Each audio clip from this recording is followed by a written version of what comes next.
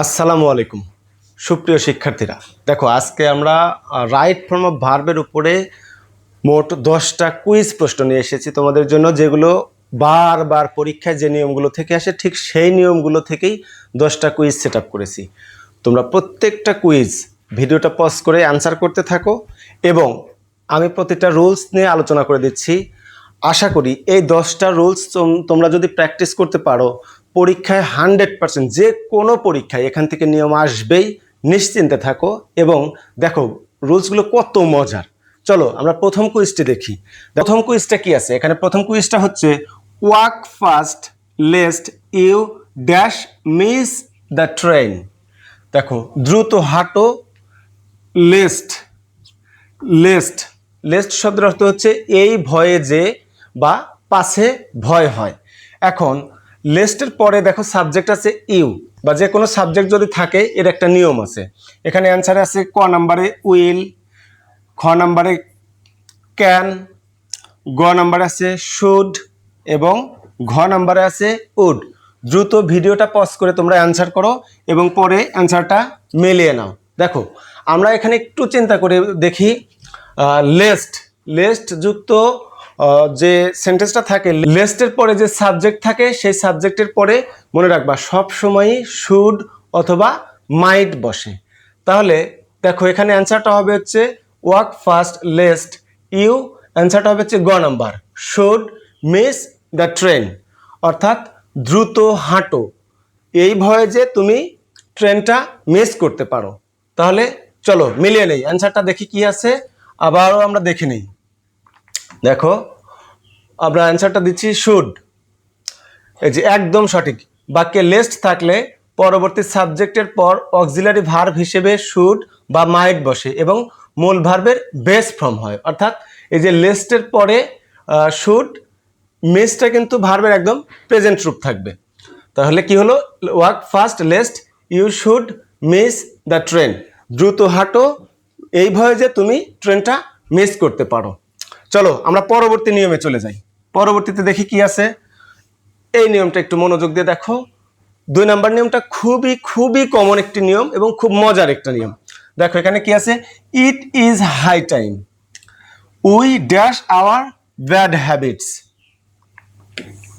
ক নাম্বারে আছে হচ্ছে চেঞ্জড, খ নাম্বারে আছে হ্যাভ চেঞ্জড, গ নাম্বারে আছে চেঞ্জ, ঘ নাম্বারে আছে শুড চেঞ্জ। তাহলে অ্যান্সারটা কি হবে দ্রুত কমেন্ট বক্সে লিখে ফেলো এবং আমরা পরবর্তীতে নিয়মটা দেখে দিচ্ছি।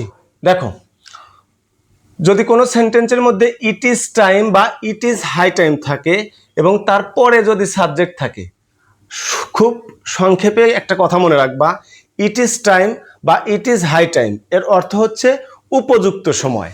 অর্থাৎ অতীতকালে কোনো একটা কাজ করা উচিত ছিল কিন্তু করতে পারেনি, এখনই সময়, এরকম বোঝাতে ইট ইজ টাইম বা ইট ইজ হাই টাইম ব্যবহার করা হয়। আর ইট ইজ টাইম বা ইট ইজ হাই টাইমের পরে যদি সাবজেক্ট থাকে, যেমন এখানে উই আছে, এরকম সাবজেক্ট থাকলে মনে রাখবা সবসময় ভার্বের পাস্ট ফর্ম হবে, অর্থাৎ ভার্ব টু হবে। এখানে অ্যান্সারটা হবে হচ্ছে চেঞ্জড। কিভাবে দেখো একটু মিলিয়ে দেখি। একদম সঠিক। দেখো ইট ইজ হাই টাইম এরপর সাবজেক্ট উই থাকায় নিয়ম অনুযায়ী ভার্বের পাস্ট সিম্পল ফর্ম চেঞ্জড বসেছে। তাহলে পুরো অ্যান্সারটা কি দাঁড়িয়েছে বলো? It is high time we changed our bad habits. এখনই উপযুক্ত সময় বা এটাই উপযুক্ত সময় আমাদের বদ অভ্যাসগুলো পরিবর্তন করার। যদি সাবজেক্ট থাকে তাহলে ভার্বের পাস্ট ফর্ম হয়, কিন্তু তোমার মনে যদি প্রশ্ন থাকে যে যদি সাবজেক্ট না থাকে তাহলে কি করবা? দেখো যদি সাবজেক্ট না থাকে, তাহলে যদি এখানে উই না থাকতো, মনে রাখবা যদি সাবজেক্ট না থাকে অর্থাৎ ইট ইজ টাইম বা ইট ইজ হাই টাইম এরপরে যদি সাবজেক্ট না থাকে তাহলে অবশ্যই টু প্লাস ভার্বের প্রেজেন্ট ফর্ম হবে। কি হবে? টু প্লাস ভার্ব অন হবে। সেক্ষেত্রে অ্যান্সারটা হতে হচ্ছে it is high time to change our bad habits. আশা করি নিয়মটা খুব সুন্দর করে বুঝতে পেরেছো।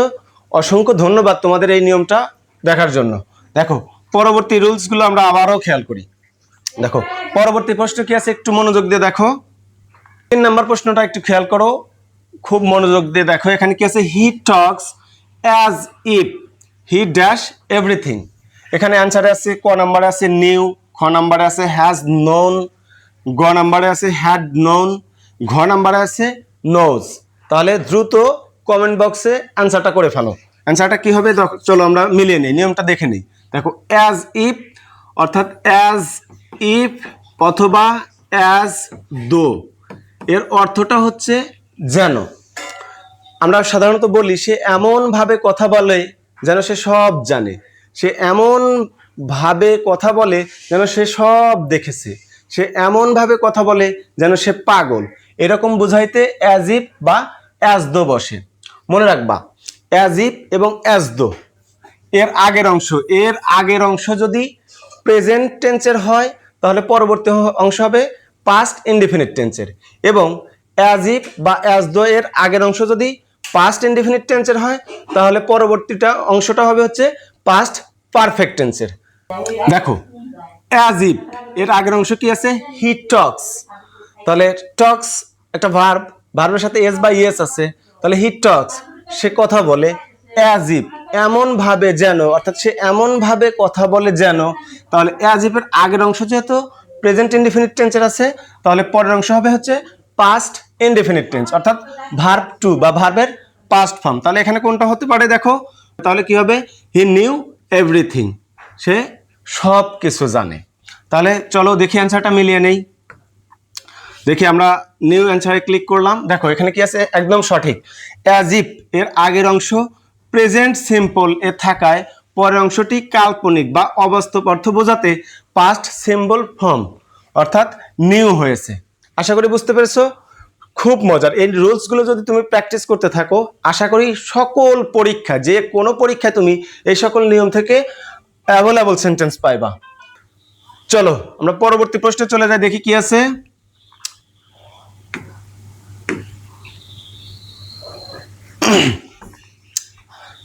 দেখো 4 নম্বর প্রশ্নে আছে many years have passed since I dash him last. দেখো অনেক বছর পার হয়ে গেছে সিন্স যখন আমি তাকে দেখেছিলাম বা তার সাথে সাক্ষাৎ হয়েছিল, এরকম তাই না?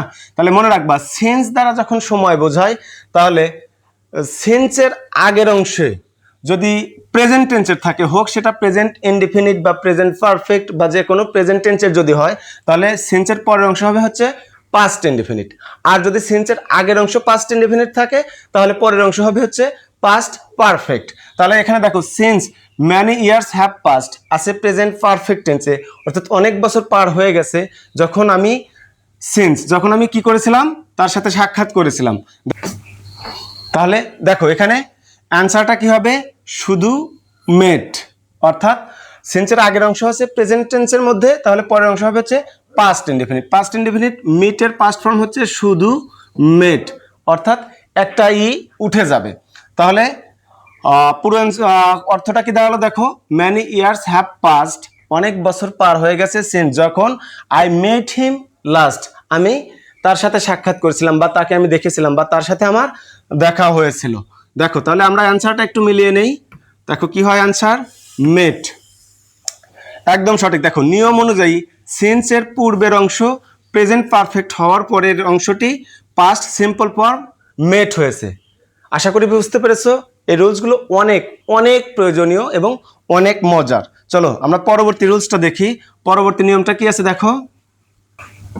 দেখো 5 নম্বর নিয়মটা কি আছে বা 5 নম্বর রুলসটা কি আছে, no sooner had the thief seen the police then he dash away.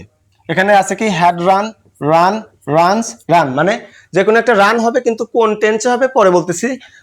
আচ্ছা তাহলে এখানে অ্যান্সার কোনটা হবে দেখো, মনে রাখবা no sooner had dot dot then থাকলে পরের অংশটা সব সময়ই পাস্ট ইনডিফিনিট হবে, অর্থাৎ নো সুনারের সাথের অংশ, নো সুনার হ্যাডের পরে যে সাবজেক্ট থাকে সাবজেক্টের পরে ভার্ব 3 হয়, অর্থাৎ সি না হয়ে সিন হয়েছে, এবং দেনের পরের অংশ হবে পাস্ট ইনডিফিনিট।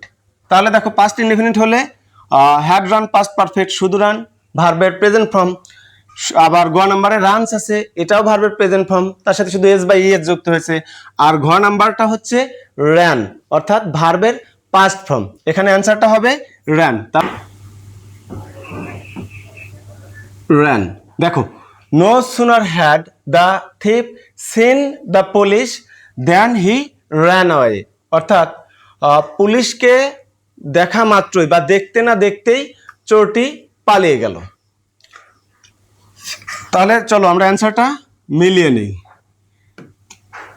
র্যান একদম সঠিক। দেখো নো সুনার হ্যাড দেন যুক্ত বাক্যে হ্যাডের অংশে ভার্ব 3 সিন এবং দেনের পরের অংশ পাস্ট সিম্পল ফর্ম, অর্থাৎ র্যান বসে।